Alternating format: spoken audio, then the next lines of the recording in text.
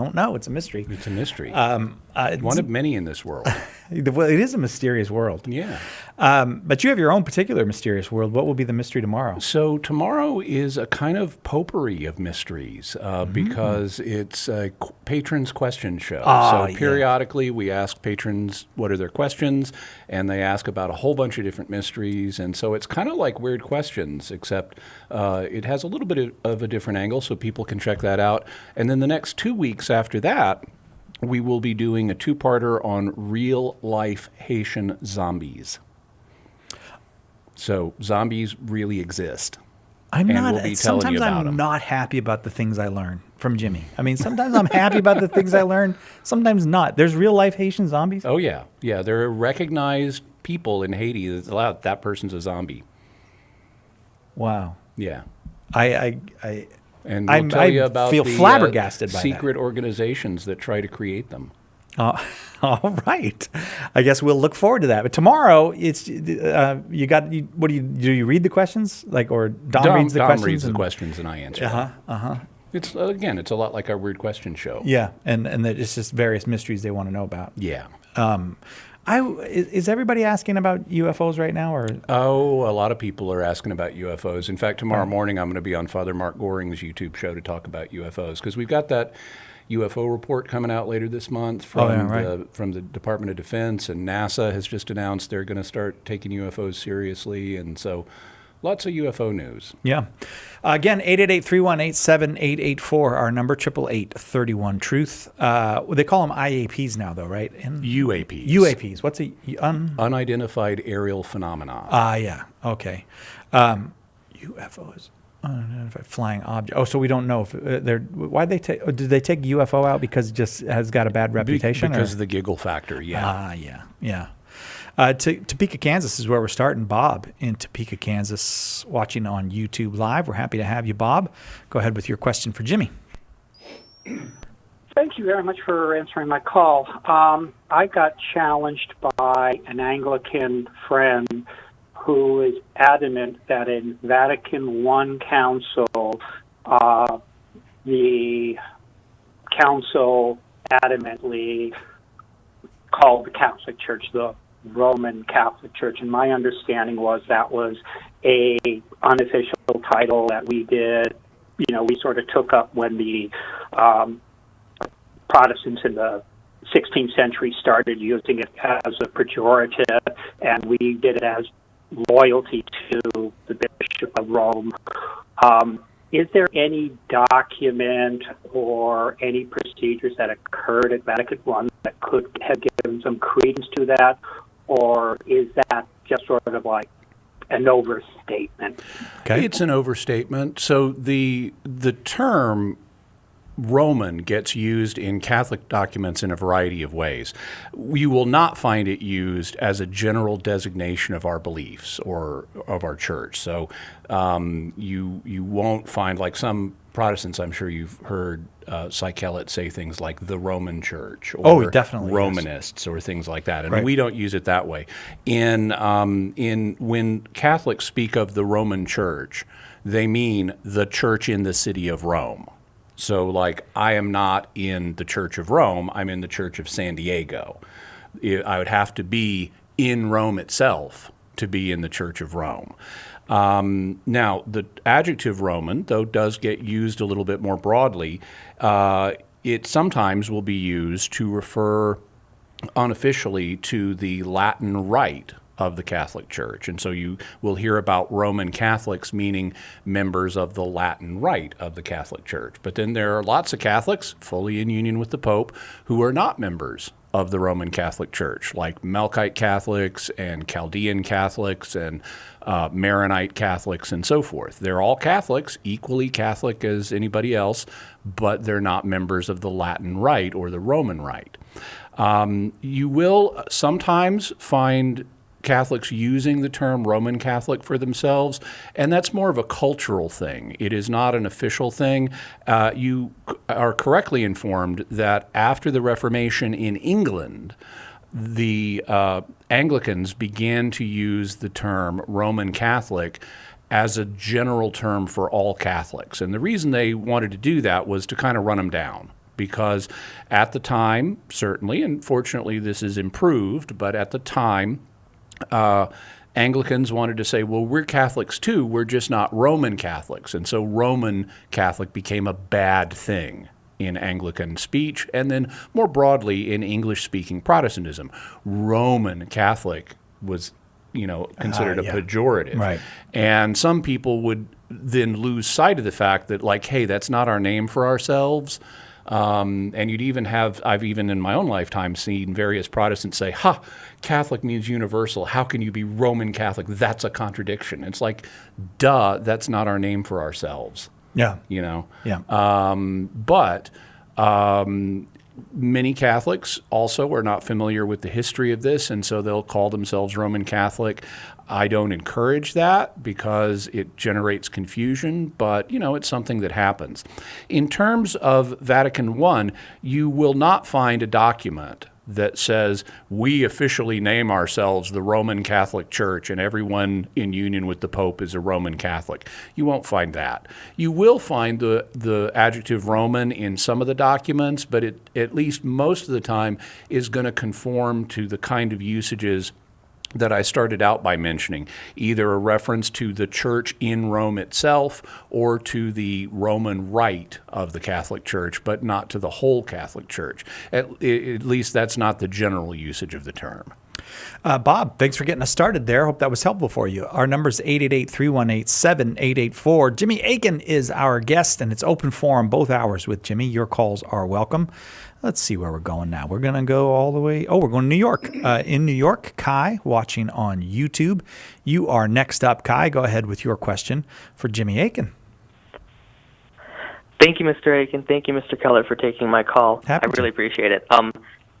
I just wanted to say quickly, thank you for sending me your book, The Words of Mysterious Life. It's been a fantastic read, and I've been really enjoying it. But my question has to do with part of a conversation I had with a rabbi in which I asked him from his perspective, when the Messianic age comes, how will we identify the Messiah, and what will the Messianic age look like? And he gave me a lot of things. The one thing that stuck with me was a prophecy from Jeremiah chapter 31, in which God talks about the new covenant.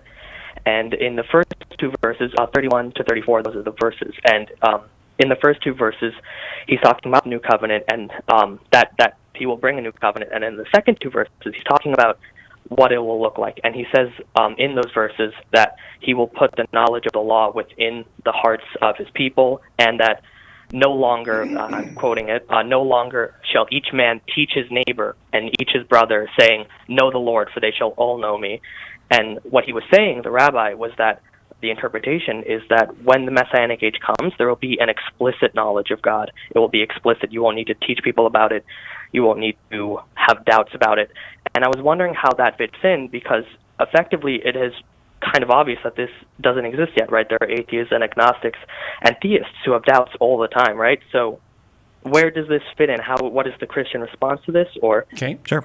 So the prophecy in Jeremiah 31 of the New Covenant has been fulfilled. It was fulfilled in Jesus Christ, and he announced that fact. That's why on the evening of the Last Supper, when he takes the cup, he says, this is the new covenant in my blood. And he's referring back to the incident at Mount Sinai where Moses instituted a covenant with God and the Israelites, and he took blood and splashed some of it on the altar, but then also applied it to the people. And Jesus is saying, now I'm fulfilling the prophecy from Jeremiah of there being a new covenant, and just like Moses had blood to institute the covenant, now I'm instituting the new covenant using my own blood, which is both offered to God on the cross and is also applied to the people in the Eucharist when they receive the body and blood of our Lord. So Jesus is clear that he's fulfilling this. Did Jesus intend, though, to institute an age where literally nobody would have to be taught anything about God? Well, clearly not, because he then commissions the disciples to go out and teach people. So he was not instituting an age where everybody knew everything about God and it was blindingly obvious. This was still an age in which evangelization would be needed and catechesis would be needed. But there is also a real sense, because the Holy Spirit has been given to us now, that the relationship and the knowledge we have of God is deeper than it was before. If you go back and you look at the period of the Old Testament, people in the land of Israel, and that's really who we're talking about. We're not talking about everybody in the world knowing about God in this prophecy. In Jeremiah was thinking of God's people are not going to need to be taught in the same way that they were, to where a Jewish person might say to another Jewish person, "Know the Lord." Oh, yeah. Back then, most people in Israel were not well educated religiously. They didn't have an effective catechesis system. There was kind of an acknowledgement that, yeah, we're Jews and we have this God, but there was lots of worshiping of other gods going on. And recent archaeological finds, I was reading an article about this recently, recent archaeological finds show that both in Israel and in Judah, they weren't keeping kosher too well. We've dug up their garbage dumps, and guess what? They were eating all kinds of non-kosher animals. Pig bones. Yeah, including pig bones. Wow. So there was a low level of knowledge and observance at the time, and it was really kind of the spiritual elite, the prophets and the priests, who were the most knowledgeable and the most observant, and there wasn't a general diffusion of knowledge in the populace beyond just I'm a Jew and so we have this God, but we can have other gods too. And so now in our age, now that the Holy Spirit has been given, the situation is quite different. It's not as pristine as you might guess from reading the prophecy, but you have to recognize prophecy gets fulfilled in ways that are not fully expected. And oftentimes prophets use hyperbole. That's a standard mode of speech we find in the Bible. It's a standard mode of speech in prophecy. Oftentimes they use exaggeration to make a point. And that's what Jeremiah is doing here.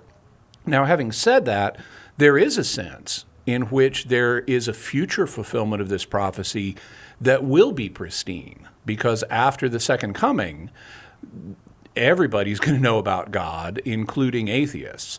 But that doesn't stop there from having been a preliminary fulfillment that Jesus announced at the time of his coming.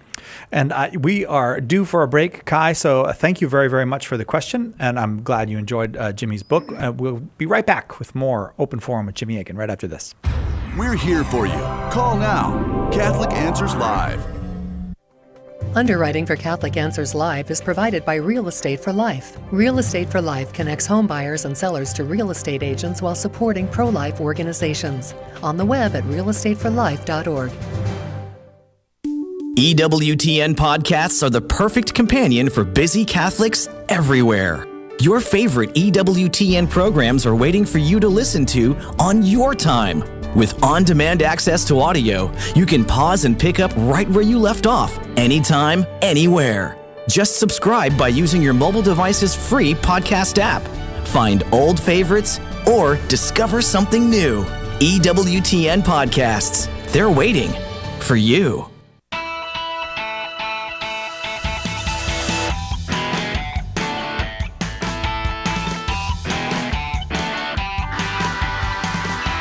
I don't want to forget to mention Catholic Answers School of Apologetics Summer Enrollment Drive is on all this month, and we're closing in on 7,000 enrollments.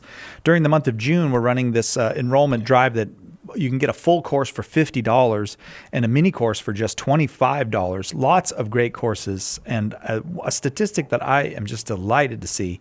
Students now have taken the course, or at least one of the courses, in at least 40 countries around the world. That is wonderful. Reaching around the world with School of Apologetics. Check it out at schoolofapologetics.com or visit shop.catholic.com and visit the School of Apologetics category there. Get your full courses for $50 this summer and start your journey. Jimmy Akin, our guest this hour. It's Open Forum. Lots of folks on the line. We go now to Shreveport, Louisiana. Connor is listening on the new and improved Catholic Answers Live app. Connor, delighted to have you. Go ahead with your question for Jimmy. Hi. I have a question. I guess it's more about a philosophical question about the language of rights. Mm-hmm.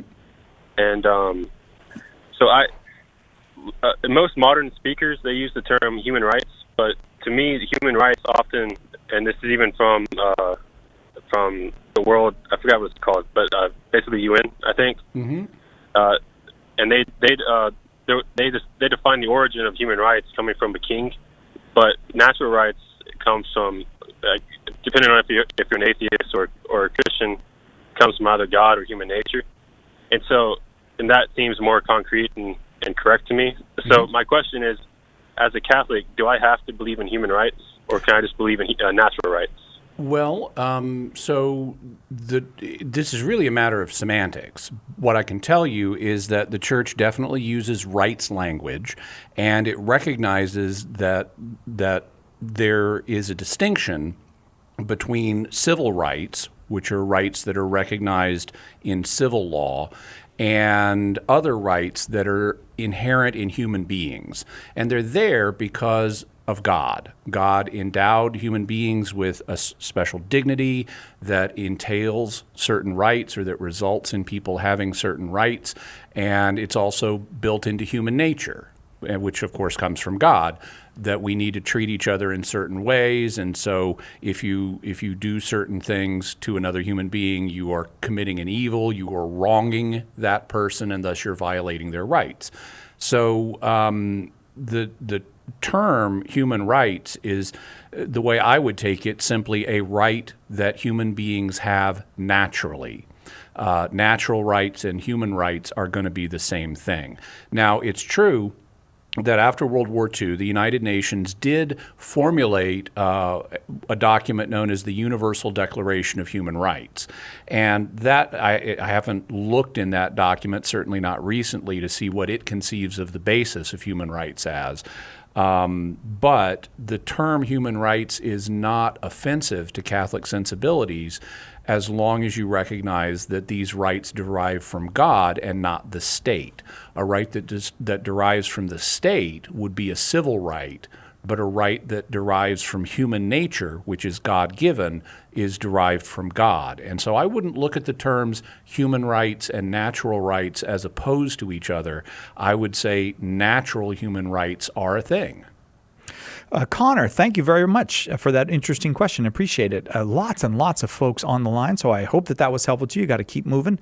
888-318-7884, our number. We go now to Omaha, Nebraska.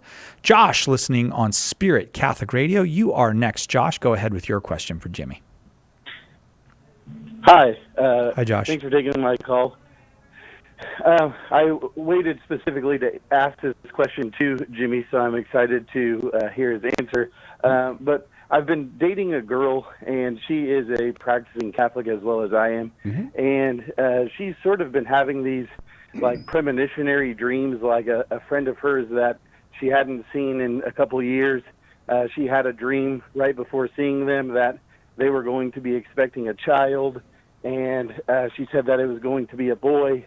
And she saw them the next day and said, you know, not to be weird, but I had this dream that you're going to be having a child. And they were like, well, we haven't been telling anybody, but we are actually expecting, and it's a boy. What? And then other times that she's had like these ideas or thoughts like she was going to see people that she has nothing to do with, like, you know, ex-boyfriends or whoever. And then we'll see them in very random places that same day. And so I was just curious as to what, and she was actually too nervous to call, but I was quite interested to kind of know what the, you know, church's stance is on those things, if that's a bad thing, if that's a good thing, and I guess what Mr. Aiken's thoughts were on that topic. So. Sure. So the church doesn't have an official stance on this. It is a question that is basically up to theologians to discuss and discern, okay, do we have, and theologians and scientists actually, to, you know, discern, is there anything natural that could explain this? And some situations like this where you may dream of something or you may have a feeling you're going to hear from someone, some of that can just be coincidence. You know, there are, statistically, there are just going to be coincidences in life where you have a planet with 7 billion people on it or in the case of America, a country with 330 million people in it, there are going to be weird coincidences that happen to some of those millions and billions of people. And so just because you have what seems to be a premonition, either in a waking state or in a dream state, that doesn't mean it's not one of these coincidences. In order to establish that precognition, which is the supposed psychic ability to tell the future or perceive facts about the future, in order to show that that's a real thing, it would need to be beyond random chance. And most people, when they have these premonitions, don't do statistical studies of their own life and try to figure out, well, what number of coincidences would I expect to happen among how many people? And so it tends to be anecdotal. Having said that, the idea that there are scientists known as parapsychologists who study this, and some of them claim that there are studies that show that precognition is a real thing. However, skeptics dispute that, so that's a matter of controversy. In terms of a theological perspective on it, the idea that humans might have weak natural abilities like precognition is not foreign to Catholic thought. St. Augustine, a doctor of the church, thought that we do.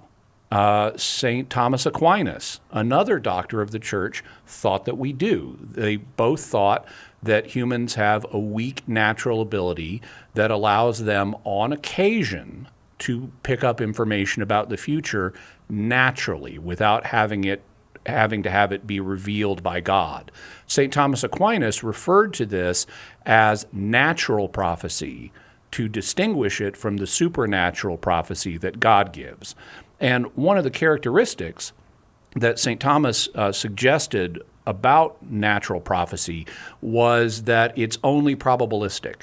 It's not infallible the way divine revelation is, because since this is a natural human ability, it has the fallibility that humans do in this state of life. So if you get a premonition, according to Thomas Aquinas, don't treat it like it's infallibly certain. It could be a probabilistic prediction of the future, what's likely to happen, but it's not a certainty that it's going to happen.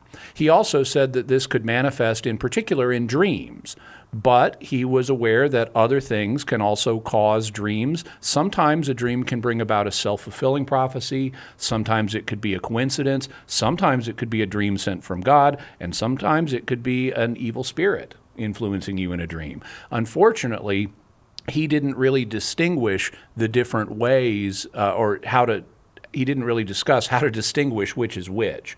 But I would say it's an interesting phenomenon. It's not something to be automatically scared of. Unless there's levitating objects and weird stuff going on, I wouldn't suspect demons involved.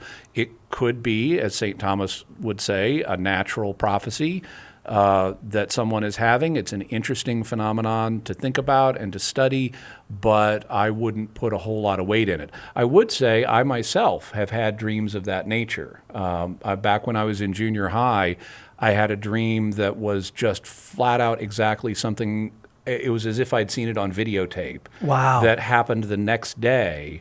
And fortunately, I told someone about that dream before it happened, but I don't know that we have time before the break for me to tell that story. Do you want to give it a try? Or no? We only have 30 seconds. Well, maybe when we come back for the break. All right. Josh, just because I'm curious, because Jimmy brought it up, any levitating, any objects levitating or anything like that? Unfortunately, no, but she's even kind of tried to test it by, giving people like a restaurant suggestion and then going to a different restaurant and then them ending up at the same restaurant as her. It's very interesting. She talks about like seeing her deceased grandparents in dreams a lot as well. So even ones that like she didn't know before she was 5 years old. So very interesting kind of. Yeah, Josh, we're going to have to go to a break now, but if you contact me privately by email, I'll see what further assistance I can be. Thanks, Josh. I want to hear Jimmy Akin's dream story when we come back right after this on Catholic Answers Live.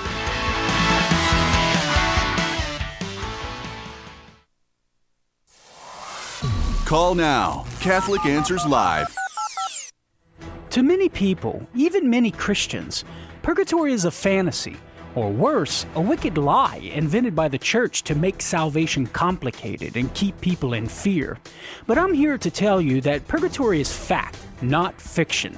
The Bible supports it, Christians have historically believed in it, and it makes theological sense.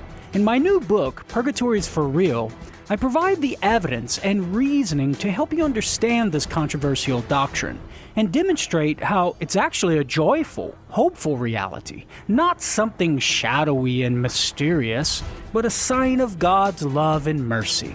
To get your copy of Purgatory is for Real, visit shop.catholic.com today or ask for it at a good Catholic bookstore near you.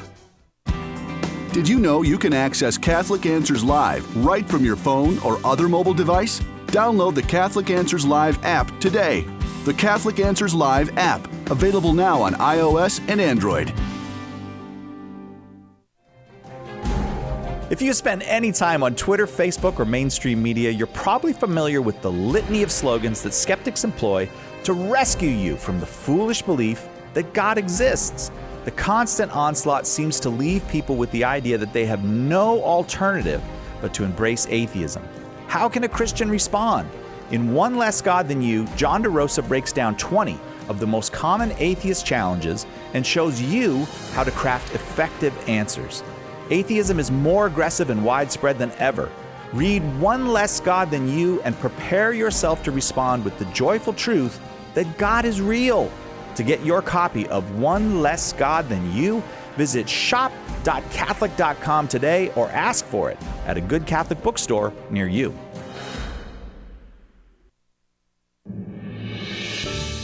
Matt Swaim here. Join us tomorrow for the Sunrise Morning Show as we celebrate the solemnity of the Most Sacred Heart of Jesus with Father Thomas Daly, the author of Behold This Heart.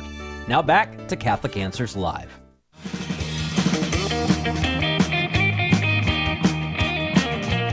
Well, you didn't leave that mystery for very long, Darren. Mystery solved. Yes, we are having the groovy music today. Thank you, Darren. It's always good to get a little groovy music in, especially when Jimmy's about to tell you a story about a middle school dream he had that came true. Junior high. We didn't have middle school in my town. Oh, yeah.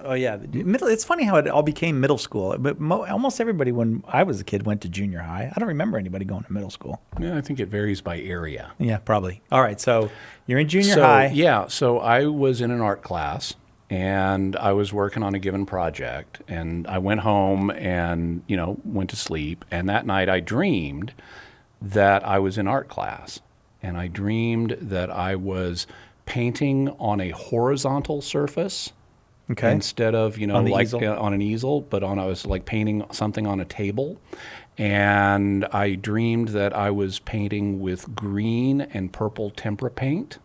Mm-hmm. And I dreamed that this guy I knew, who was also in the art class named Lyndon, who didn't really like me, came up and saw what I was painting and said, "What do you think you're doing?" And so that's very specific. Yeah, so that was the dream. And so the next morning I was talking to a friend of mine named Charlie, and I told Charlie the dream, and Charlie was also in the art class. And so then after I tell Charlie the dream, we go to art class, and our teacher announces that she's taking us off the projects we were previously working on and is going to have the whole class start painting these cutouts for an upcoming school fair. The kind where you put your face through the hole and they take a picture. Oh, yeah. And so she's got these big sheets of cardboard that are too big to put on an easel, so they have to be put on tables. Right. And she assigns, and so I had no idea this thing was coming up. This is unexpected. There's no way I could have predicted this. And so she assigns us to paint on these big pieces of cardboard that we have to put on tables, and she assigns me to do a cutout of the Incredible Hulk. So I'm painting with green tempera paint for his skin and purple tempera paint for his pants.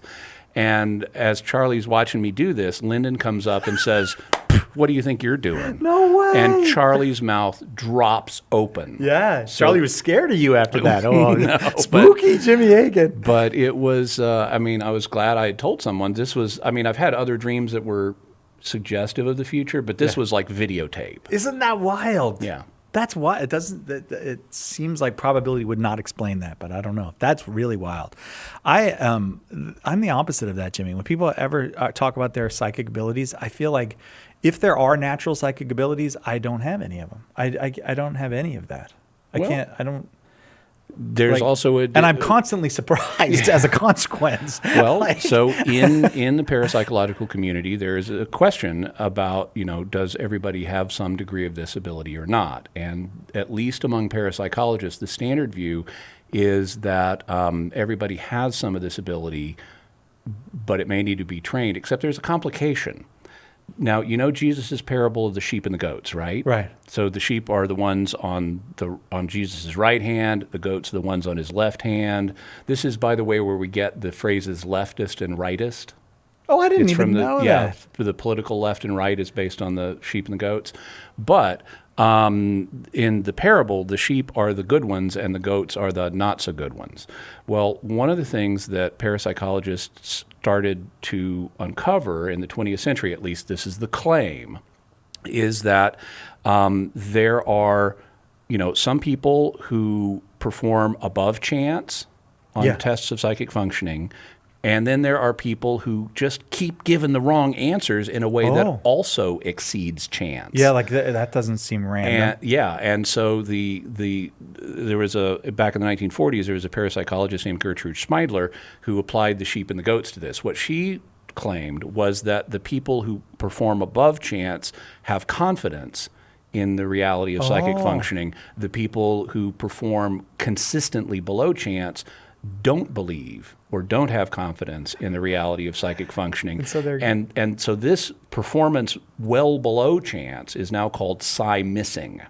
And the claim is that the doubters who are consistently, regularly below chance are actually sabotaging themselves psychically because they don't believe in this, they don't want to see this proved right, and so they are consistently sabotaging themselves subconsciously. That's the idea anyway. But are there some people that are just in the middle? Yeah. Because that's where I would say, because I used to do this thing, maybe all kids do this, I don't know, where I would take a deck of cards as a kid and I would just stare at that deck of cards trying to know what the top card was. I don't know, it's definitely the Queen of Hearts. And I'd turn it over and it'd be the Seven of Diamonds. And, it just didn't seem to have any correlation at all. Yeah. Like my... Well, did you keep statistics and do it 1,000 times? No, I didn't. I was a lazy child, Jimmy. Okay. I tried it like 3 times. I gave up. All right. 888-318-7884, our number. Let's go to St. Petersburg, Russia. Oh, no, Florida. Sorry. Listening on the Catholic Answers Live new and improved app. Joe in St. Petersburg. You are up, Joe. Go ahead with your question for Jimmy. Do svidaniya, tovarish. Thanks for having me. If you speak, Thanks for having me, Joe. Oh, I was waiting for some Russian to come back at us, but we're happy. I was going to say this was Vladimir, but my name was Joe, so it wasn't a good sell. Oh, okay, fair enough. Go ahead, Joe. Comrade Joe. My question is for you, Jimmy. Mm-hmm. What was that? Comrade Joe. Oh, okay. So my question for you, Jimmy, is this. My wife and I were talking the other day. She kind of brought up an interesting topic that I actually have never heard growing up in the Catholic Church. Mm-hmm. We talk about euthanasia a lot and cremation being an issue. But, one thing that I have never heard any teachings or writings about is being an organ donor. And she kind of was talking about how can you separate your heart from yourself and have it still be beating in someone else's body. So I wasn't sure if there has ever been any official teachings or thoughts on organ donation regarding. Okay. Yep. All right. So organ donation is something that really kind of came along in the 20th century because prior to that, you could do blood transfusions a little bit, but prior to the 20th century, it really wasn't safe, and that meant it wasn't really possible.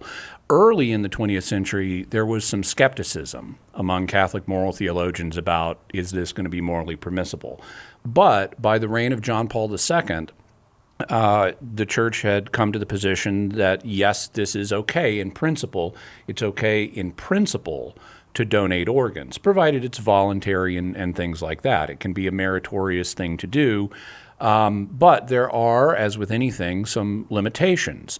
One of the things that you can do is donate an organ, even when you're alive. You can donate an organ that you don't need to survive.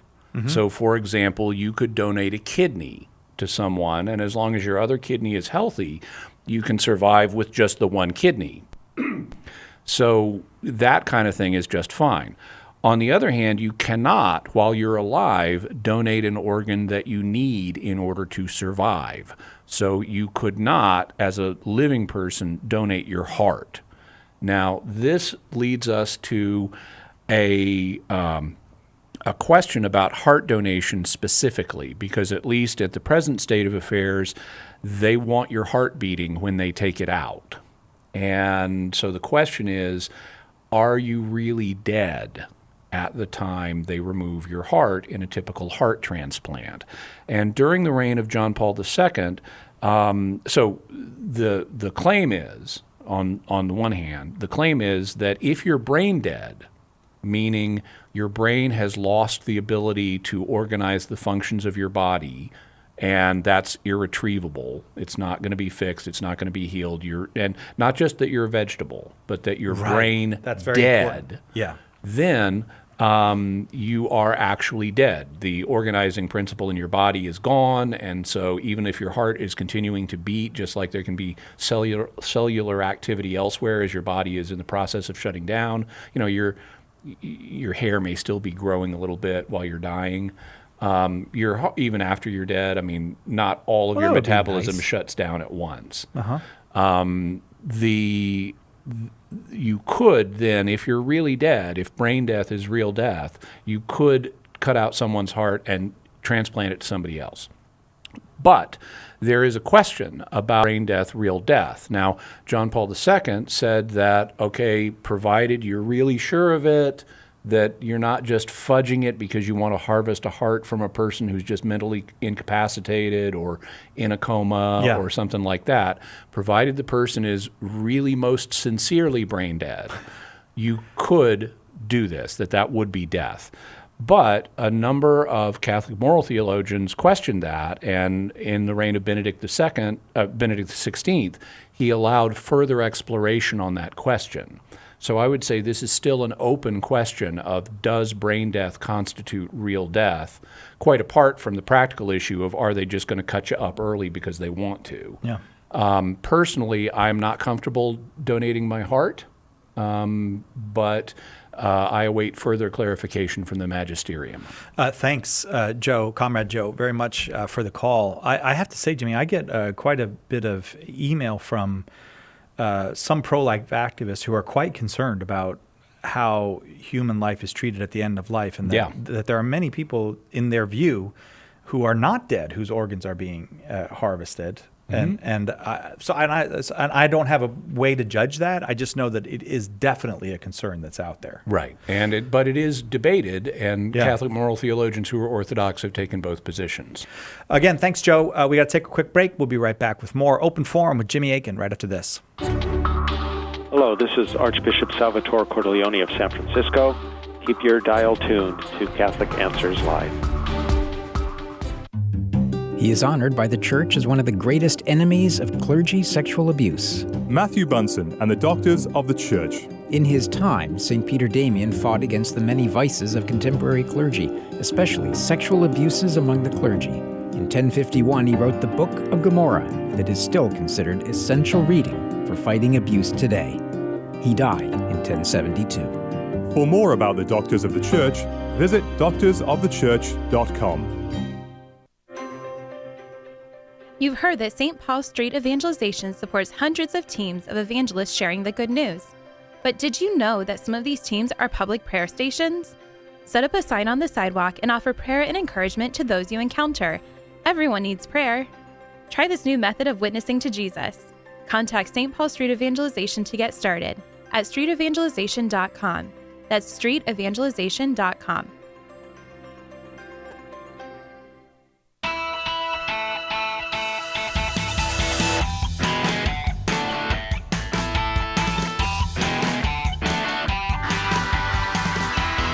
Welcome back to Catholic Answers Live, Open Forum. Jimmy Akin with us both hours today, and it'll be open forum for both hours. We're joined now by the greatest organizer of Catholic events in the world, Erica Olson. Hello, Mrs. Hi. Olson. No pressure. Well, that's the way I think Challenge of you. accepted.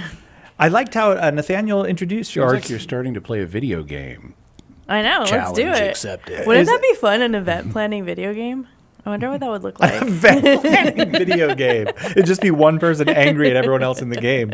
That's most video games, isn't it? Oh, is it? That's I don't true. know. I'm not very familiar with most We'll of them. do like an event planning / like first person. What is Shooter. it? Shooter game. Look, don't give anybody any ideas. Because we're talking about the Catholic Answers Conference coming up, which Oh, you can yes, find that out will all not about happen. at CatholicAnswersConference.com. CatholicAnswersConference.com. What's the news? What's the Yeah, haps? what's the haps? We're inching towards your goal of 1,000 people. I wanted to say this, and I've already told Jimmy earlier, I have just a severely limited ability to have any premonition at all, at least as far as I know. But I am predicting 1,000 people for the conference. this particular it's not just thing, a you're a hope or a mystic. goal. It's a premonition I have. I like 1,000 it. people. 1,000 people. I like that you have the enthusiasm. Uh-huh. You know, it's been a hard year and a half. Yep, it has. And we're finally getting back to in-person events. And so we have started late and we're ramping up, and you're all invited. And it's going to be the Catholic party of the year, I think, because nobody else is doing it. So come and join Yeah. us. Nobody else is doing it. Everybody's still doing virtual events. This is going to be in person. Jimmy's going to be calling square dancing on the very first night of the event. It's going to be great. We have a ton of social opportunities to just come and be with like-minded people for 4 days. Yeah. We have a stellar Great speakers. lineup. Yeah, great speakers. We have all of our own apologists, so Tim Staples, Jimmy Akin, Trent Horn, Carlo, and then our newest apologist, which I'm really excited about, Joe Heschmeyer, is going to be there too. We added him to the docket. And then we're having Bishop Joe Strickland from Tyler, Texas. Paul Grandreau is coming. Sister Maristella is coming. Father Paul Check will be giving 2 talks during the lunchtime hours.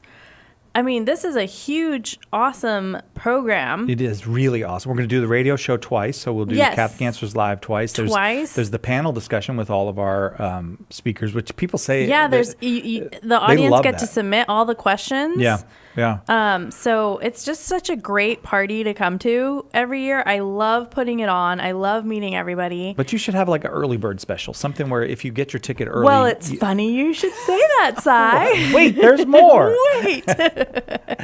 We have early bird pricing going on until the end of this month. So early bird pricing expires July 2nd.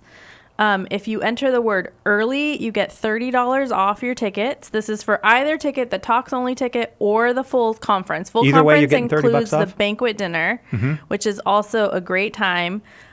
Either ticket is $30 off if you enter the code word early at checkout. So go to CatholicAnswersConference.com, enter code word early for your $30 discount, and come have the time of your life at this great Catholic party. And probably the best thing about it, the entire thing has a Jesus theme. It's all about Jesus. Yes, it's all about Jesus this time. We've got some amazing talks. Trent Horn, I believe, is going to talk about counterfeit Christ Yep. in relation to one of his books. Jimmy, yours is On the basics of Christ. yes, On and what basics we of- believe, yeah. right, as Catholics. So it's going to be a great time. The talks are top notch. I'm excited. You're excited. I'm excited. Let's and get everyone excited. We're Tell all, all your friends. If you're coming, bring your friends. Like, tell everyone. We want to pack this house. just go to CatholicAnswersConference.com. There's $30 off on the ticket, which is not very expensive to start with. I think that's one of the things that we're proud about. That ticket for It's a steal. Yeah. It's a steal. And so you can get $30 off whether you do the banquet or just the talks only ticket. Mhm. You can get $30 off, and there's a special room rate, $164 a night, which for the Hyatt in La Jolla is a great That's rate. a great deal. It's probably more than 50% off. Come on, we're gonna have a great Come time. have a great time in San Diego. There's plenty to do, lots to see, and you get to come and have a great time with 1,000 1,000 of your fellow Catholics. 999 others There you besides go. yourself. We'll see you there. CatholicAnswersConference.com. Thanks, Erica. Thanks, Si. Before we go back to the phones, I was just thinking about something. Yeah. It relates to what we were talking about earlier. Yeah. So I've mentioned on the show before that I often find that I'm thinking about or reading about something shortly before I'm asked about it. I remember that, yeah. Yeah, and I've always looked at that as a kind of divine providence, you know. I mean, I don't know what the causation is. It could be coincidence, could be premonition, it could be God poking me. Yeah, you just know, getting could you be ready. my guardian angel, whatever. I haven't worried about that. But it occurred to me that within the last 24 hours, I was reading about Cy Missing and the fact that it was Gertrude Schmeidler who named the sheep and the goats effect. And then within 24 hours, you're talking about your own abilities, and that suddenly becomes irrelevant. Yeah. So that's I wild, don't know. Jimmy. One more data But you point. have mentioned that before, that Yeah. sometimes you feel like the call comes and you're like, wow, I was just reading about that. And like you said, could be your guardian angel or. But it could also be coincidence. In order to settle that question, I'd have to keep a detailed log, and I'm not sure how I'd test the null hypothesis, which is in statistics, it's just due to chance. Yeah. That's what the null hypothesis is. 888-318-7884, our number. John in Ann Arbor, Michigan. You are next, John, listening on the new and improved Catholic Answers Live app. Go ahead with your question, John. Hi, Si. Hi, Jimmy. Hi, John. Thanks for taking my call. Happy to. So I was raised Baptist, and my family has never been the most devout, but my church was pretty anti-Catholic. So my family only knows like the skewed version of the Catholic Church that was preached against not every Sunday, but you know. After almost a year of research, listening to your show, and praying, I've decided to take steps to join the church. And my fiance, who is a cradle Catholic, and I are visiting my family this weekend, and I plan on telling them about this decision. Since we're going to Mass on Sunday when we're there, my grandma already knows she had the beans spilled to her about my decision, and she's very disappointed, just because she's very Baptist. Yeah. So do you have any advice for telling them about this decision without feeling alienated from my family?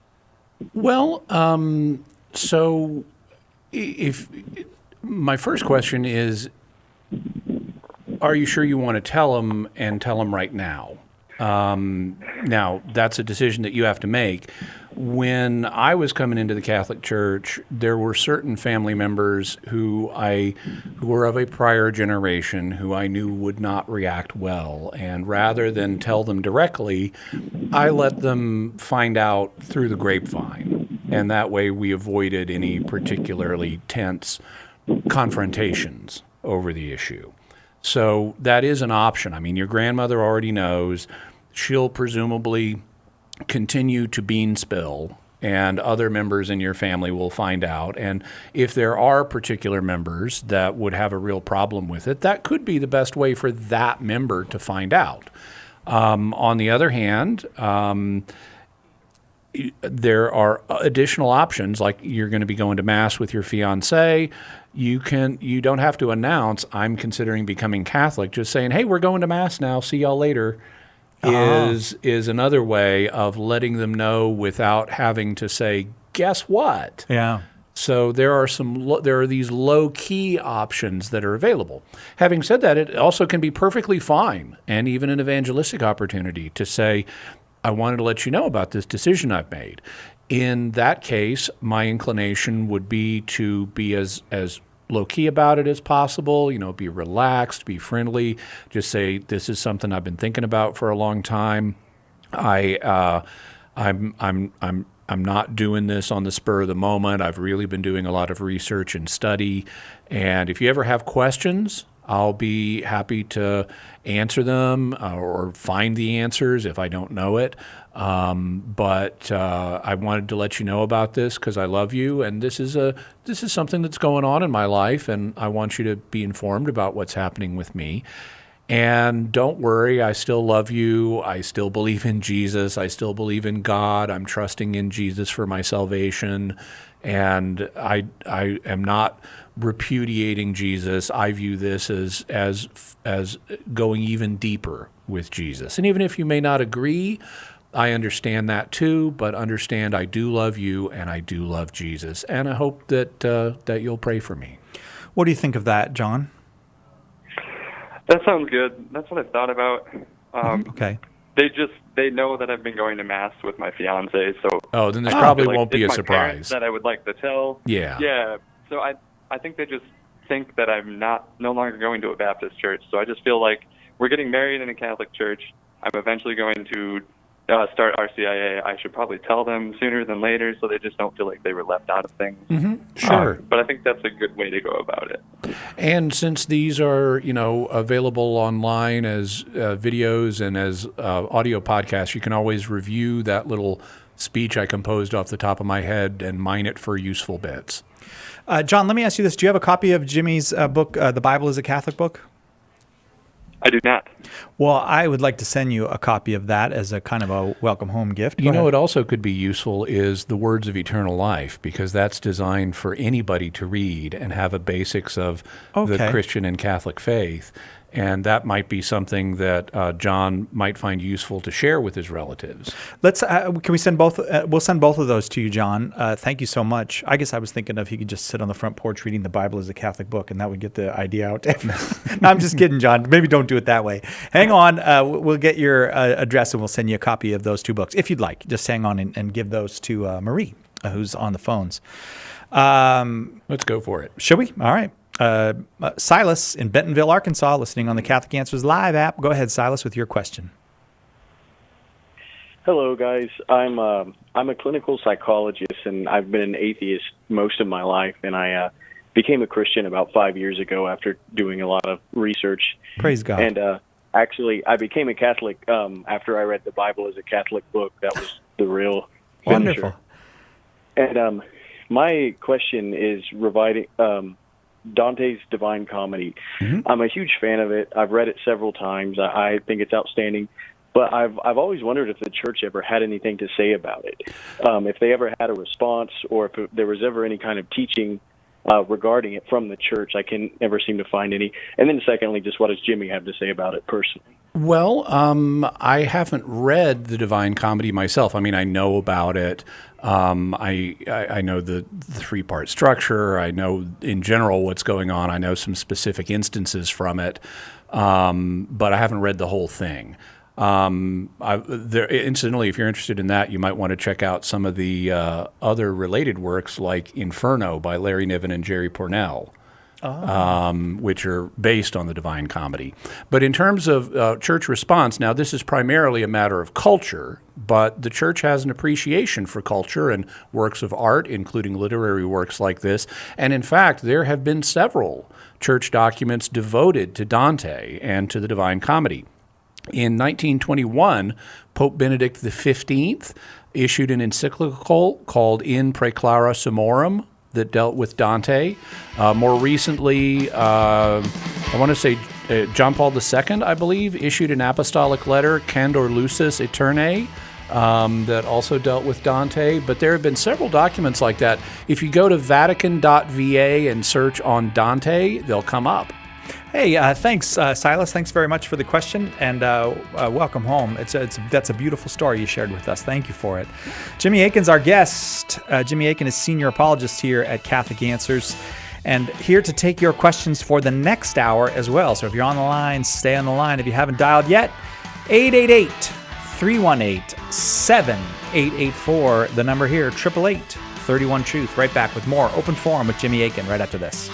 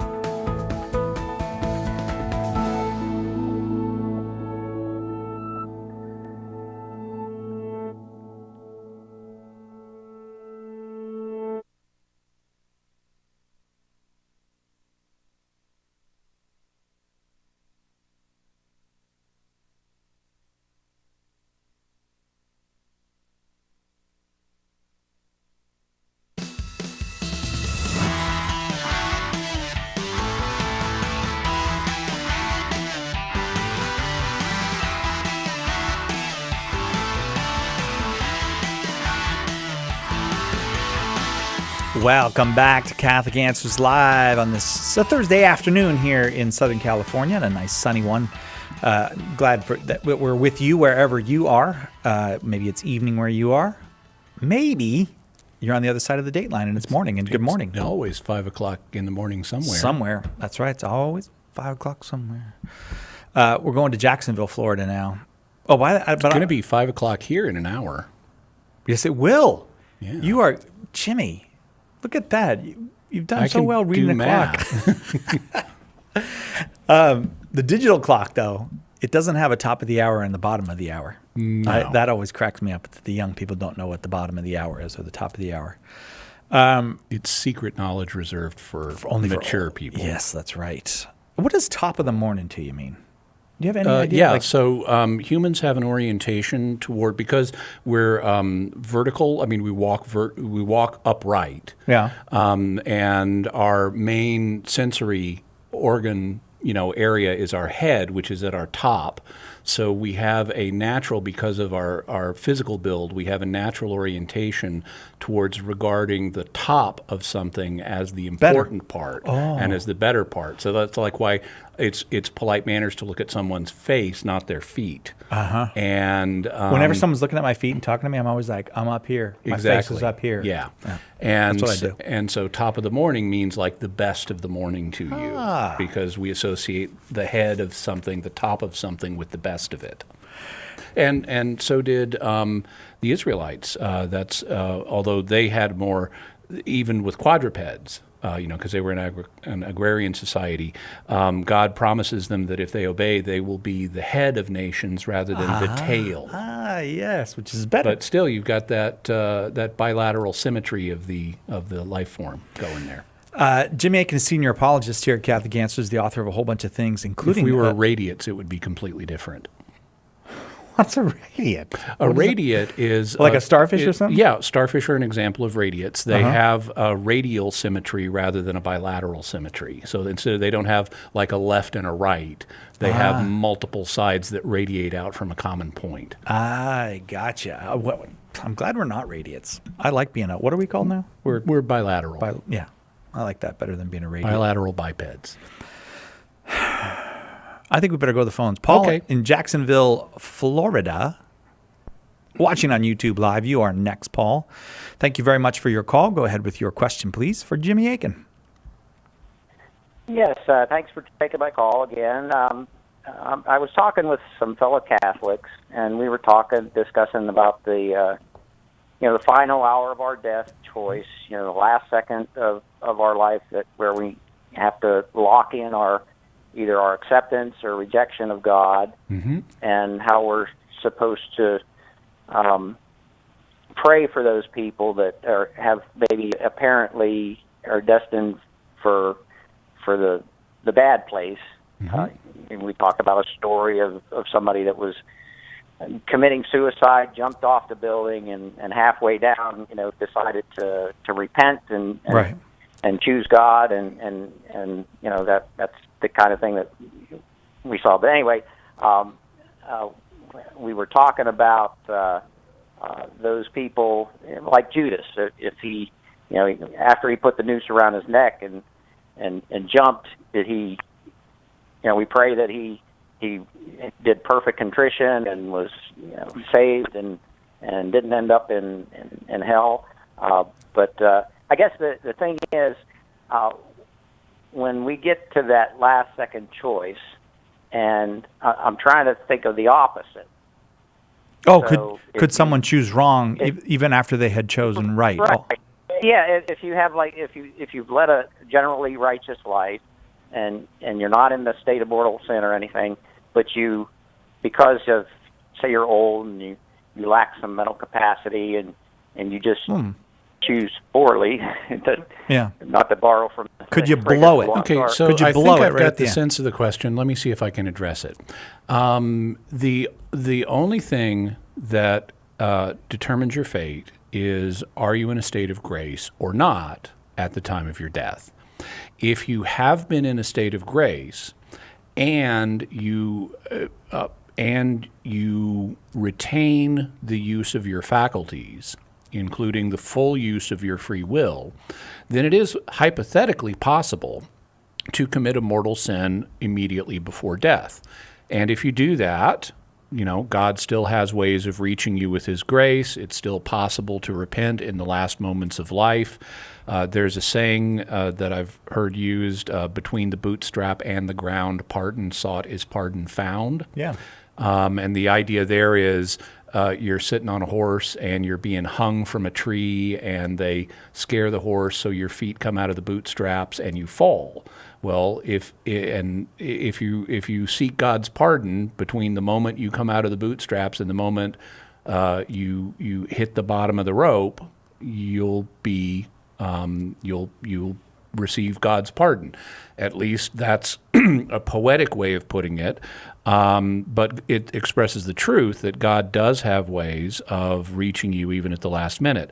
Now, what if you don't? What if you don't repent? Well, then you've made a free and voluntary choice not to be with God for all eternity, and he will honor that. And so you would not go to heaven in that case. But back up another step, Paul, you alluded to what if you have some diminished capacity, perhaps due to old age or perhaps due to something else. A person who is in a state of diminished capacity, assuming it's diminished enough, does not have the sufficient use of free will to be able to commit a mortal sin. And so if someone is suffering from dementia and does not have the ability to commit a mortal sin, then they will simply remain in the state of grace they were in when last they did have the full use of free will. It's like, essentially, sometimes people will talk about old age or certain types of old age as a second childhood, and just like there's a time in children's lives before they can commit mortal sin, for people who return to a childlike state, due to dementia or whatever, there is a point after which they're incapable of mortal sin. So even if you have a toddler who does something that gravely injures another person, the toddler has not mortally sinned. In the same way, if you had a demented person, whether they're old or not, if you had a demented person who gravely harms another person, they haven't committed a mortal sin. In order for a mortal sin to be committed, the three conditions always have to be fulfilled together. There has to be grave matter, full knowledge of the moral character of the act, and deliberate consent to it anyway.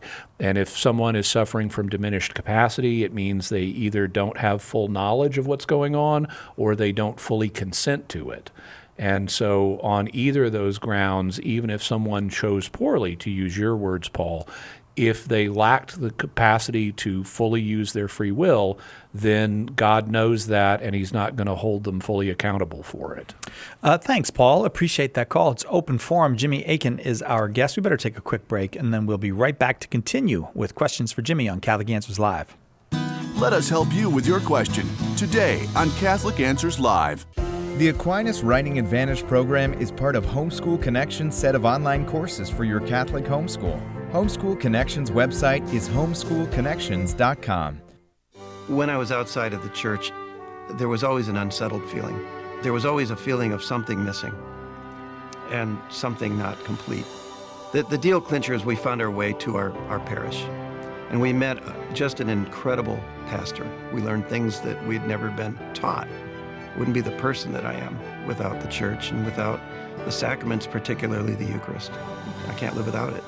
If you've been away from the Catholic Church, visit CatholicsComeHome.org.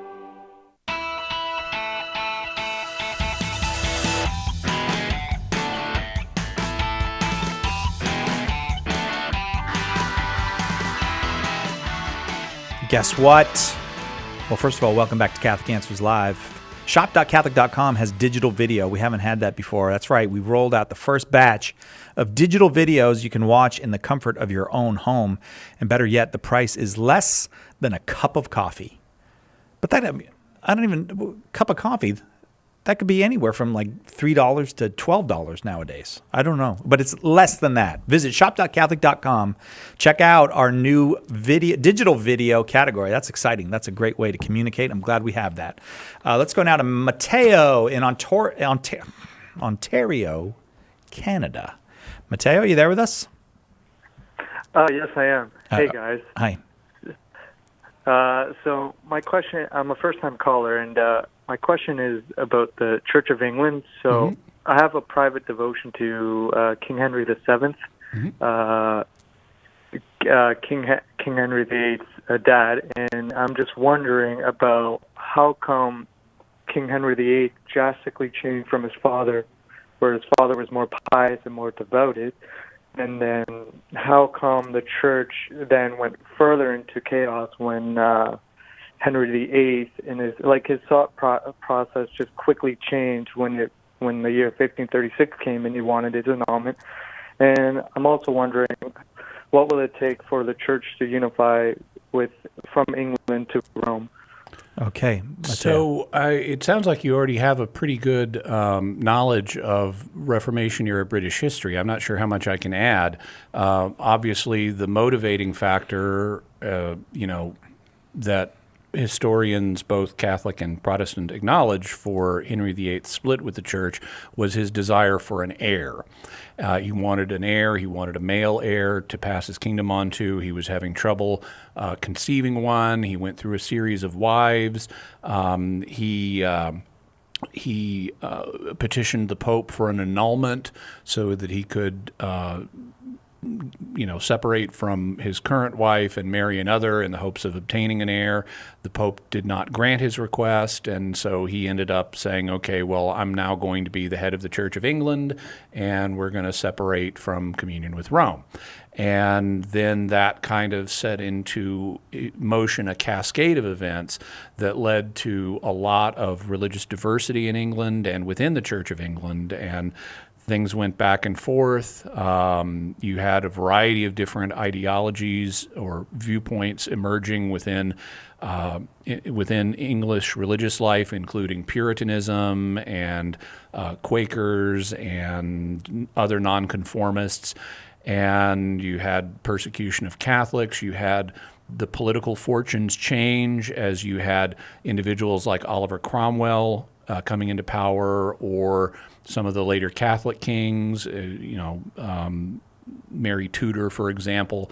And there was a lot of chaos, or I may have my Mary wrong in that case, but there was a lot of chaos. And I'm not sure how much in a brief space I can add to that. In terms of what would happen or what would need to happen for reunification, well, the Anglican Church and the Catholic Church would need to come to a meeting of minds on all of the substantive doctrinal issues. There could be variations in how there could be various accommodations made for various practices that have emerged in the Anglican Communion since the time of the separation. But on matters of doctrine, there would need to be agreement. And currently, as a result of the ecumenical movement, we're closer in some ways than we were, but we're also farther apart in some ways than we were. A key move that began in the Anglican Communion that was widely seen as a harm to the effort to reunite was the ordination of women, because that's now widely practiced in the Anglican Communion, not everywhere, but it is widely practiced. And there was an urgent appeal before the first authorized women's ordination started occurring in the Anglican Church, from the Catholic Church saying, are you sure you want to do this? Because this is going to make it harder, not easier, for us to get back together. And the Anglican Communion went ahead and started doing it anyway. So that's something that is a barrier that didn't used to be there. On the other hand, there has been dialogue that has helped resolve certain other tensions. So it's kind of a mixed bag in terms of where things are. I personally don't see a total reunification with the Anglican Church anytime in my lifetime. It would, I think, be at least a century or two, if it ever happens, before that could be possible. It could be many centuries. But I do see hope in reunifications on a smaller scale. And I would point in particular to the various Anglican ordinariates that now exist. Pope Benedict XVI made provisions for receiving Anglicans, including Anglican clergy, into the Catholic Church in a broader way than had been previously the case. There had already been some Anglican use parishes here and there, but with Pope Benedict's issuing a motu proprio on the subject and setting up of canonical structures to receive them, like the ordinariate for Anglicans we have here in the United States. There's another one in Britain. There's one in Australia. It's now possible for those Anglicans and Episcopalians who do fully share the Church's faith to come back into the Church in a way that allows them to retain their own distinctives. And so, for example, they have variations in the liturgy that I alluded earlier to the possibility of allowing accommodations for various legitimate practices that have developed in Anglicanism, and that's an example of that. You know, they're allowed to use certain variations that are broadly referred to as the Anglican use of the liturgy. So it seems to me that for the foreseeable future, that's the most likely and logical path for reunification occurring on smaller scales. I don't see a larger reunification anytime soon, though. Okay, Mateo? Okay, thank you. Thank you very much. Thank you. Thank you for your call. Let's go to Kathy in Oregon, listening on Modern Day Catholic Radio. Kathy, glad to have you. Go ahead with your question for Jimmy. Good afternoon, gentlemen. Thank you for taking my call. My question is about fetal cells and fetal cell lines used by the medical community and pharmaceutical companies and the soul. So I'm thinking about the definition of death as the soul separates from the body, and that causes death. And these fetal cells are taken from aborted babies that they have to be living. Not always. There are some lines that have been, and in some the status is ambiguous. So how do they reanimate a line if the cells have died and started to decay? They don't. Once the cells are dead, they're dead. So these are living cells. Okay, so they take living cells from an organ. So what's animating those cells if it's not the soul? So the Church does not have a teaching on this point, but the standard theological view would be that every living thing has a soul. And so if you were to take cells from a living human being, it doesn't have to be an unborn child, it can be an adult, and you remove them from the unity of the overall body, presumably there is an ongoing spiritual reality that they have that keeps them alive.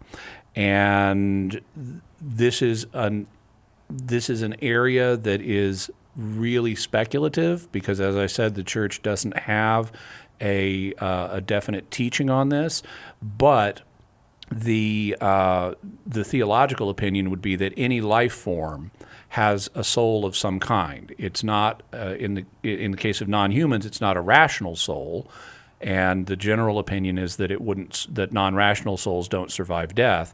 But in the case of a part of an organism that still retains its own life once separated from the body, that's a little more iffy. Now, one of the first things, and this is another thing I've been reading about within the last 24 hours, Cy. Wow.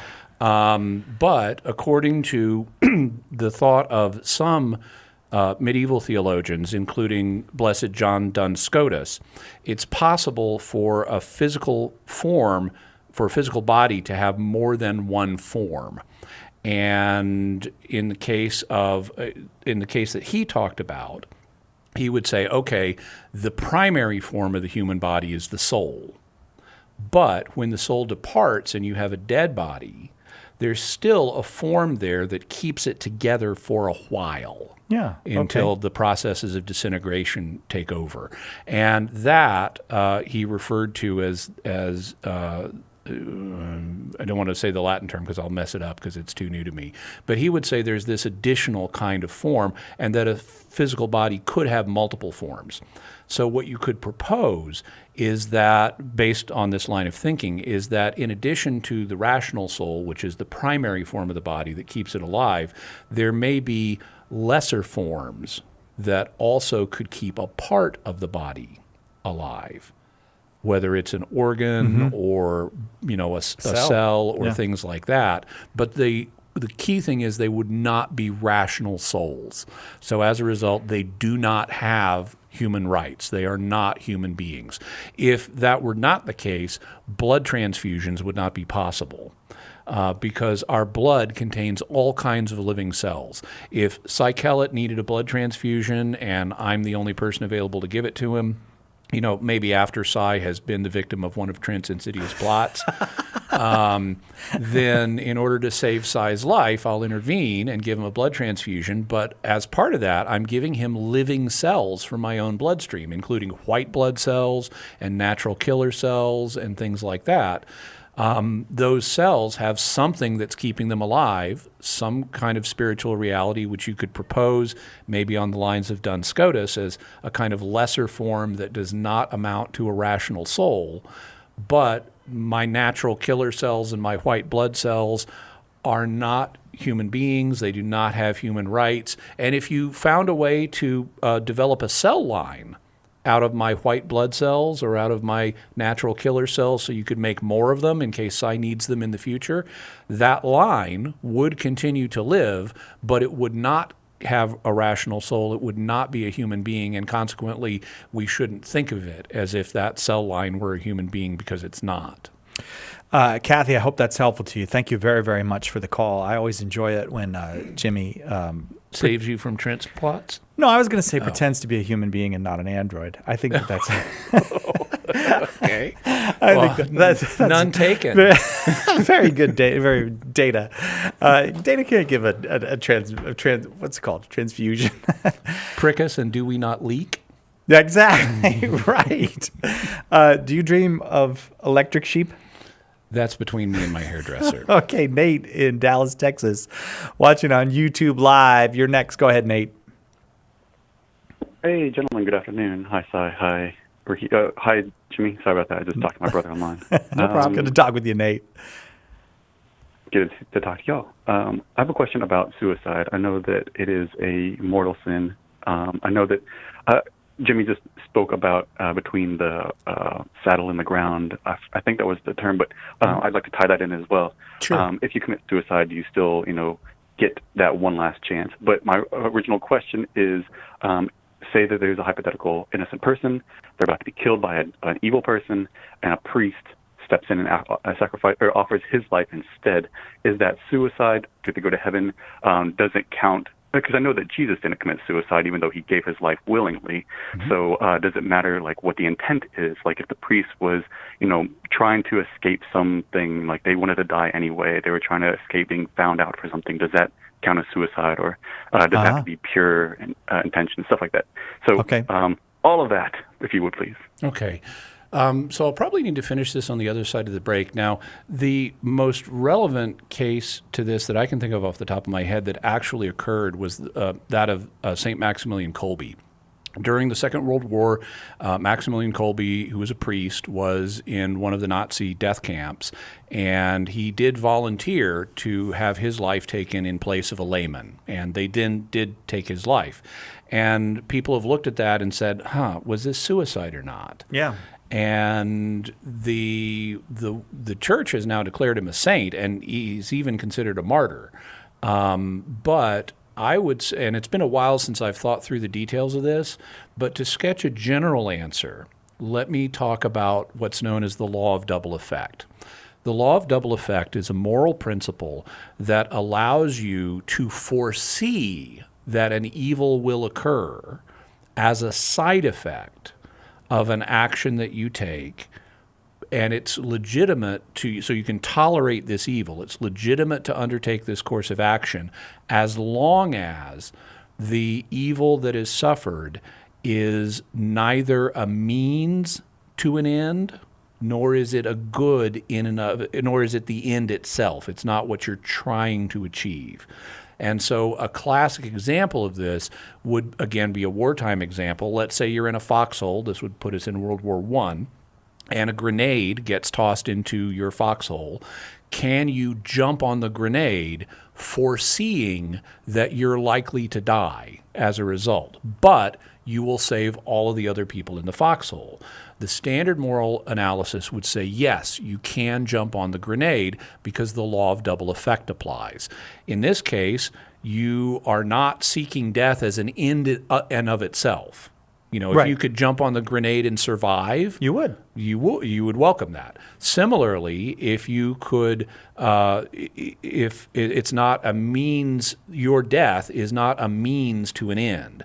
What is doing the work here in saving the other people is the fact your body is in the way, not that you're dying. Yeah. So your death also is not a means toward an end. But there's more to say, and we'll say it in just a few moments. Hang on, Nate. We'll be right back. More Open Forum with Jimmy Akin on Catholic Answers Live right after this.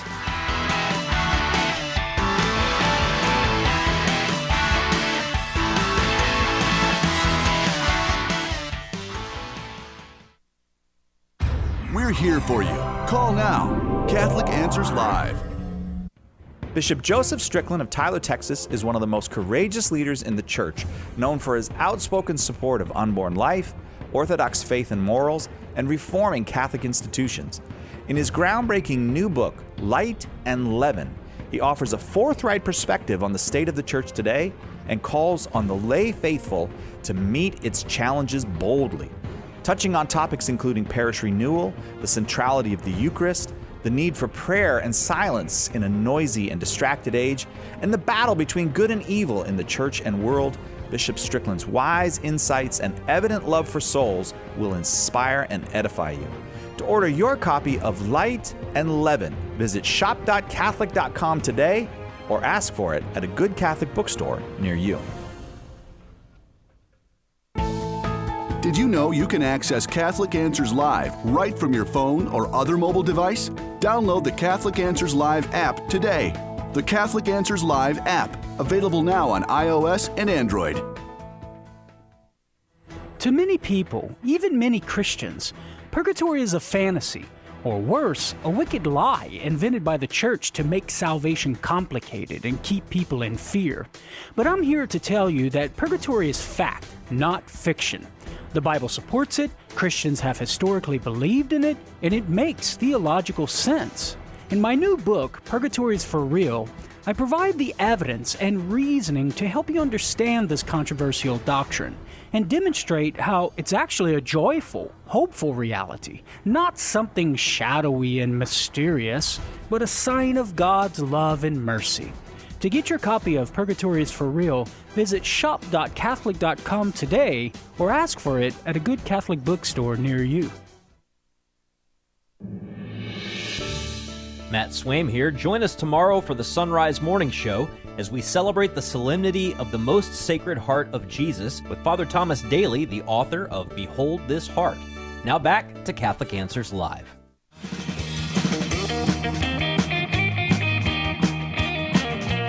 You're the best, Darren.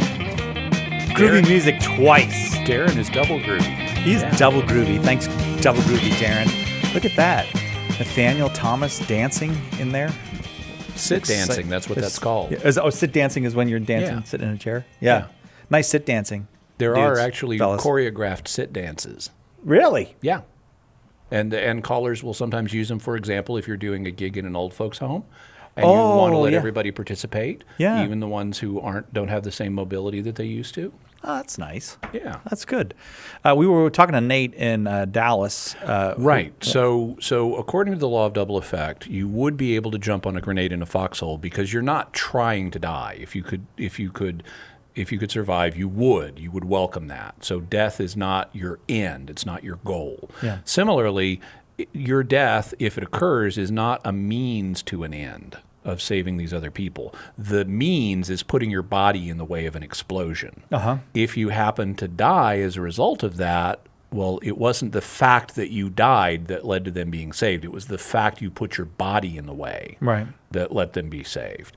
And so in that case, your death, which you foresee is likely to happen, is merely a side effect of this chain of events. It's not a means or an end.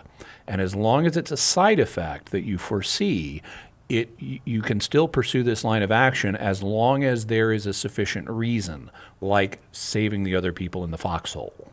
Okay. Okay. Yeah. So if we take this principle, you can apply it to situations like St. Maximilian Kolbe. And you could say, okay, well, in principle, he's trying to save a layman, so and the lives are equal. So you've got a proportionate goal you're trying to achieve. It doesn't have to be a greater goal than what you're losing. It just has to be equal or greater. So if you're saving someone else's life, that's equal to your own life. Fine. Yeah, So got it. Right. That hurdle is cleared. You're not seeking death on your own. You're not suicidal. You don't want to die here. You're just allowing the Nazis to kill you in this other guy's place. And you can argue it's not your death that is actually it's, and this is where it gets a little trickier. But you can argue that your death also is not a means because you might survive. Yeah. They might shoot you and then they might repent and you might actually pull through this. It's the fact you're making this offer and you're throwing your body in the way that allows this guy to survive. It's not the fact you died that allowed him to survive. Right. And at least it's arguable that that's the case. So there is a scenario that would allow someone, and it is argued that would allow someone to do this kind of thing. Having said that, it's a tricky situation because your intentionality is important here. And if you are secretly suicidal, and you do have, I just want to die, that's my goal here, and you're committing suicide by Nazi instead of suicide by cop, well, then it would be suicide, and that would be gravely sinful, although, as we've covered, suicide is not automatic loss of salvation because of various reasons. On the other hand, merely having a desire to not suffer anymore, you're in this horrible prison camp, and you're really suffering and you wouldn't mind dying, that as long as it's not your goal, just thinking, hey, it would be nice not to suffer and I'm willing to do this for this guy because it's a good thing to do, but I also wouldn't mind not suffering anymore. Well, that's a mixed motive, but it's not a bad mixed motive. Right. But you can see how similar those states of mind are. And so it is a dicey situation. But yes, to answer Nate's question, your intention is important here. There are scenarios where this arguably is a legitimate thing to do, but there are also scenarios where it would not be a legitimate thing to do. Thanks, Nate. I hope that's helpful. We got a lot of folks on the line. Got to keep moving. Going right back here to San Diego, watching on Facebook Live. Paula here in San Diego. You go ahead, Paula, with your question. Hi, Paula. Hi. How are you? Very well, thank you. Thank you. I go to confession on a regular basis. Good. But one of the things that has come to my mind is I'll be thinking and I'll be like, oh my gosh, I did, something, when I was a child. And I completely forgot about it, never confessed. So my question is if you get into a position like that, I try to confess as much as I can, but is it, my concern is not repenting and being stuck in purgatory. Okay. And so I'm wondering, I know everybody is a sinner and everybody sins, but what happens if you don't repent? Okay. In the case of a venial sin, then what a venial sin essentially is an attachment. It's a disordered attachment to something that you shouldn't be that attached to, but it's not something that puts a fundamental barrier between you and God. So what happens in the case of a venial sin is God will, via purgatory or whatever, purgatory is really what we call this process, he will cure you of that disordered attachment. And so that you may experience some suffering as a result of that, as he kind of puts the your spiritual limbs back into their joints. It's kind of like getting physical therapy. It may not be entirely comfortable, but he will fix you. And because you're letting him, you have not fundamentally put a barrier between you and him. You just have a disordered attachment that needs to be put back into line. And so there are no eternal consequences for venial sins. There are only temporary consequences as God fixes the problem. On the other hand, if it's a mortal sin and you don't repent of it, well, in the case of a mortal sin, you have crushed the spiritual life out of your soul and said, I don't want to be with God. And if you are in that state and you have not repented of it, at least implicitly, then you would not end up going to heaven. Now, we have to distinguish. You'll notice I just mentioned repented explicitly or implicitly. There's a distinction that's there. Anybody may have committed mortal sins earlier in their life that they have forgotten. Sure. Especially people who are no longer teenagers. They may have committed individual mortal sins that they have forgotten. Well, God knows you've forgotten that. He doesn't expect you to deal consciously with things you have no conscious memory of. It's sufficient in those cases to say, even if I've forgotten all those things, to just say, God is the greatest good, I want to be with him. And go to confession, and since you don't remember it, you don't have to confess it. God knows your heart. He knows you would confess it if you remembered it and if you knew you needed to. But even if you never remember it, it's okay, because God knows that whatever you did in the past, God knows if you consider him your goal, that he's the one you want to be with. God understands that. He knows that. It doesn't matter that you've forgotten.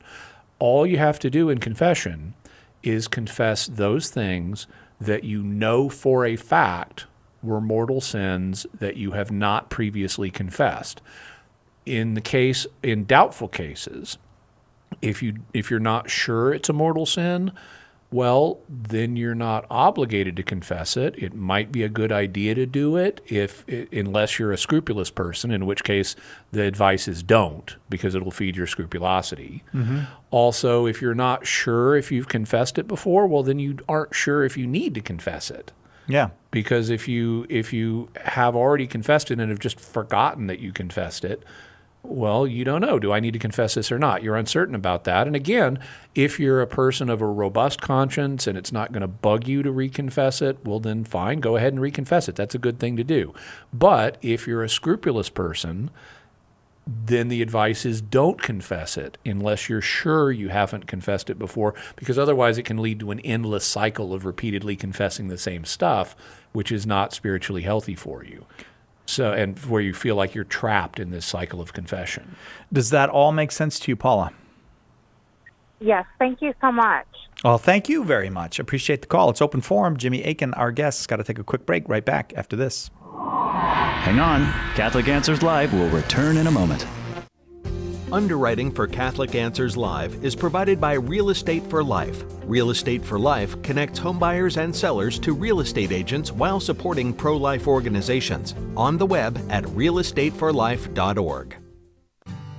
Go forth and preach the good news. It's not just a suggestion.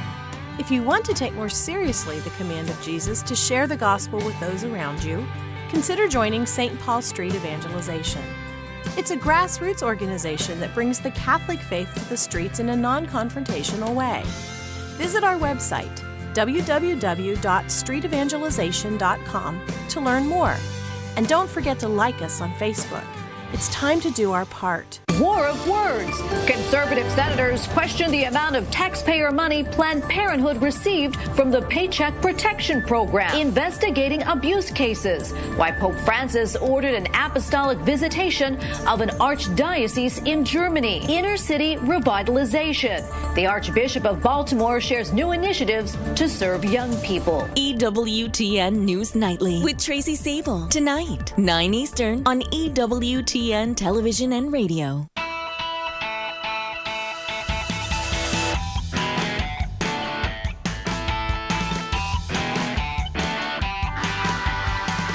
Welcome back to Catholic Answers Live. It's open forum. Jimmy Akin is our guest, and we're having lots of fun. Hey, my book, it's new, so I can't say it's improved, but it's new. It's out. It's A Teacher of Strange Things. It is improved compared to where it was when you started it. Well, that's true. There have been considerable improvements, like Editing words and words. yeah. Words and stuff. A Teacher of Strange Things, who Jesus was, what he taught, and why people still follow him. Meant to bring the person who believes in Jesus closer to Jesus, but more than anything, to help those who have not fully been introduced to Jesus, maybe to find that invitation. You can get it on sale right now at shop.catholic.com. It's 25% off when you buy it at shop.catholic.com and use the promo code TEACHME at checkout. Let's see where we're going now. We're going, I believe, to Kevin in Kentucky, watching on YouTube Live. Kevin, got a question for Jimmy? Hi, Jimmy. Hi, Kevin. I'm a big fan of the show, and just for context, I am not Catholic. Okay. All right. Did you pay the extra $5 or? I did, yeah. Okay. Oh. I'm only playing, Kevin. All right. Go ahead. We'll validate your parking anyway. What can we do? Currently, I consider myself a methodological naturalist. Okay. How would you, Catholics, go about convincing me that naturalism is false? If you do want to talk about minds, I'd have a follow-up question, but I'll save that. Okay. Let's start with our definitions, because the term naturalism can mean different things to different people. What do you mean when you say you're a methodological naturalist? I just want to make sure I'm clear. Yeah, so I don't take axiomatically or dogmatically that the supernatural does not or cannot exist. Good. I just claim that I have no way of exploring it, so I'm going to withhold belief until somehow it's demonstrated. So I don't dogmatically claim naturalism to be true, but I do reject supernaturalism only because I don't see evidence for it. Okay. Well, I would respond by pointing to a number of things. One of them is something that we all have access to. We do have access to our minds, and our minds do seem to have properties that are I should clarify, by the way, when you say you're a naturalist, are you also a materialist? Do you think that matter is the fundamental reality? Mostly matter, energy. Yeah, matter, energy, same thing. Yeah. Okay, so we all have an intuitive experience of our own minds, and our minds have qualities that do not seem to be displayed in our physical bodies and in the organ that principally corresponds to and interacts with our mind, which is the brain. If I have an idea, for example, of a racetrack that's a mile long, it's not that in my head there's an oval shape that's a mile long. But I can still have this idea. And that suggests that there are things in the world, like ideas, that are not obviously made of matter and energy. In addition, there are other things, it would seem, our intuitions tell us that there are other things in the world that also are not part of the matter-energy paradigm. That natural science studies. These are I hate to use fancy words, but I need to in this case, they're non-empirical. They're things that we believe to exist even though we cannot measure them with the sciences. And examples of those things include moral values. If you believe, Kevin, that it's really wrong to kill Jews just because they're Jews, or to torture babies for fun, if you think that's morally wrong to do, then you would believe in moral values and that moral values are real. But moral values are non-empirical. We can't study, just how evil is it to kill a Jewish person just for being Jewish, or how evil is it to subject a baby to this amount of torture. We could do things like measure how much pain they're in, but that doesn't tell us how wrong it is, because wrongness is not a quality that is subject to empirical investigation.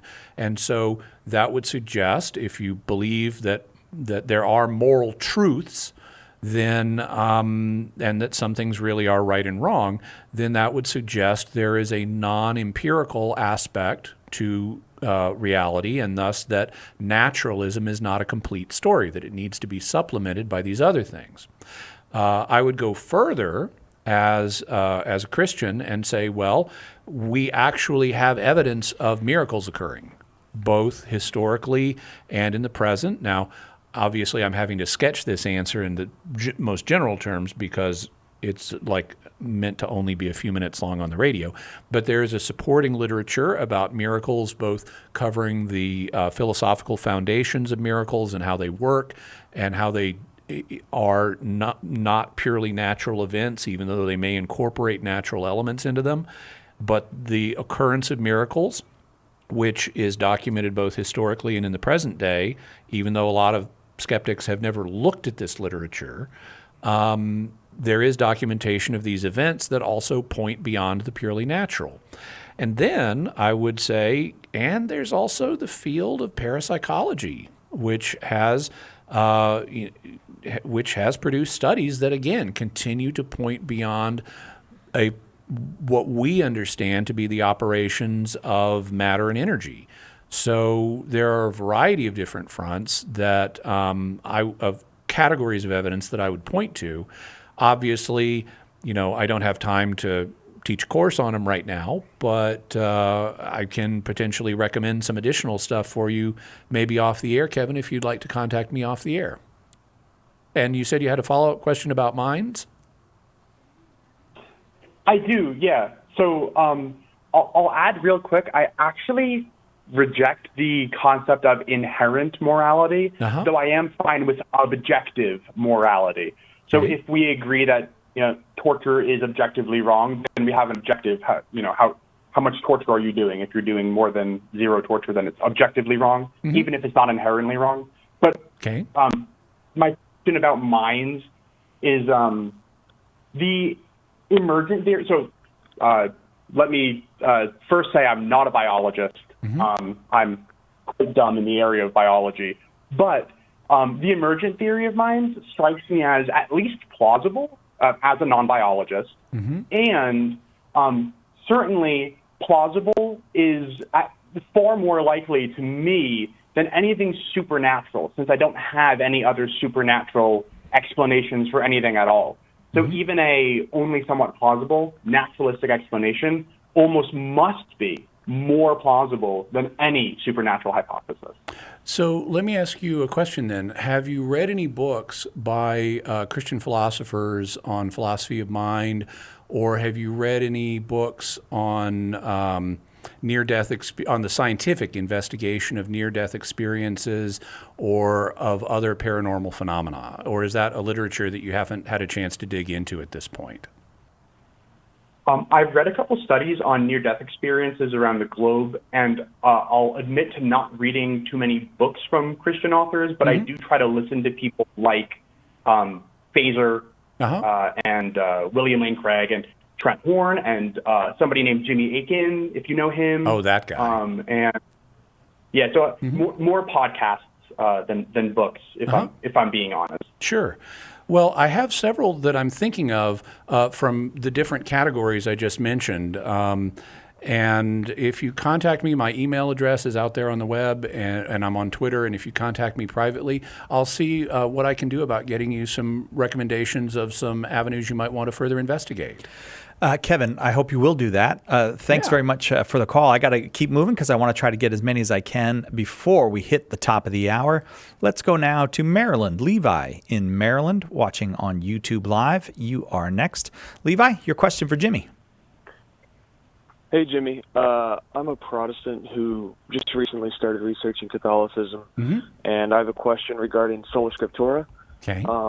So for the sake of argument, let's say Sola Scriptura is false. Why would you say we should choose the Catholic Church over any other religious sect who does not hold to the doctrine of Sola Scriptura, like Mormons, Eastern Orthodox, etc.?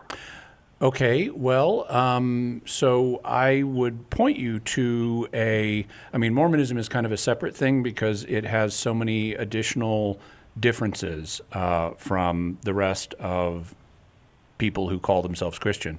But in terms of the historic Christian sects, including Orthodoxy and others, I would say, and I'll have to be quick because we're getting near the end of the show and we got some more calls we're hoping to take, but especially line 6, Cy. Okay.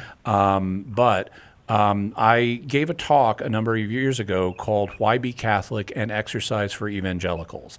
And in that, one of the things and it's on my website, it's at jimmyakin.com. So if you Google Jimmy Akin, Why Be Catholic? An Exercise for Evangelicals, it will come up. Basically, I go through what Jesus says about his church and in Matthew 16 and Matthew 18. And from that, I derived the following facts, that his church is a visible entity with leaders and ordinary members. It has a structure. It has laws that can be broken. It has discipline that can be applied to lawbreakers, including excommunication. And it is founded in a special way it also will not pass out of existence. And it's founded in a special way on St. Peter. And so if we look around the world for a communion of Christians that has existed from the first century, because it wouldn't pass out of existence, so it's got to go all the way back, and that has this visible structure with laws and leaders and followers and is founded in a special way on St. Peter, that describes the Catholic Church in a way that it doesn't describe other bodies. There are also supporting arguments I would bring to bear on the question. A number of years ago, I wrote a short piece called Why I'm Not Eastern Orthodox that goes into some of the more specific reasons. But between those two pieces, Why Be Catholic? An Exercise for Evangelicals, and Why I'm Not Eastern Orthodox, that would give you at least the core of how I would answer that question. And Levi, I'm going to leave it there just because I got to get to everybody. So I hope that that's helpful to you, and I hope you will read those essays by Jimmy. Let's go to Mike in Arizona, listening on Catholic.com. Mike, go ahead with your question for Jimmy. Yeah, hi. Thanks for taking my call real quick. I'll try to be quick because I know the show's ending. But so my question to you is, I moved into this area just recently, and I moved into the area because of a girl that I'm hoping to marry. Awesome. And so essentially, in order to get to know her a little bit better, over the weekends, like sometimes on a Saturday or Sunday, I have stayed the night over at her house. I don't live with her. I've got my own place. I have slept in a different room, not in the same room as her. And so my question to you is I read the article from Father Morrow that talked about cohabitating chastely, and I'm not cohabitating with her to my understanding. But at the very end of the article, it talks about scandal. And I'm calling because obviously I don't want to lead anybody into that. I don't feel that I'm deliberately by staying the night and staying in a different room, and there's no fornication, nothing like that going on. But does that fall in any way into the area of scandal? Okay. Mike, I'm going to let Jimmy answer. So to cohabit means basically to live together under the same roof. And it is possible to cohabit chastely, and there are various reasons why people need to do that at times, even if they're of the opposite sex, like in the case of an invalidly married couple that stays together for the sake of their children, they may chastely cohabit. So chastely cohabiting is not intrinsically wrong. It is not a desirable situation. In your case, I'd say if you're over there on the weekends, you're chastely cohabiting for that time. Having said that, you're also putting yourself in the occasion of temptation, and that is not a good thing. And if people know about this, then that also could lead them to misunderstand the situation and think, oh, he's sleeping with that woman, and that's okay, in which case you would be giving scandal to other people. My advice, if you live in the same town and, I don't know, maybe you got to drive 20 minutes to get home, just drive the 20 minutes to get home and keep everything nice and clean. She'll respect you for it, recognizing that you're really wanting before marriage to do the right thing, and that sets you off on the right foot. If you do get married, she'll know you're a man who is committed to doing the right thing, even when it's personally a little inconvenient, and that's a great start for a marriage. Mike, thanks very much. Appreciate the call. Thanks to everybody who called. Jimmy Akin has been our guest. Tomorrow, a new episode of Jimmy Akin's Mysterious World drops, and this one is questions from patrons. So that's always fun. Get to hear a great variety of questions. Jimmy, thanks very much. My pleasure, Cy Keller. Love these 2-hour things. Yeah. All right, we'll see you tomorrow, God willing, right here. Catholic Answers Live.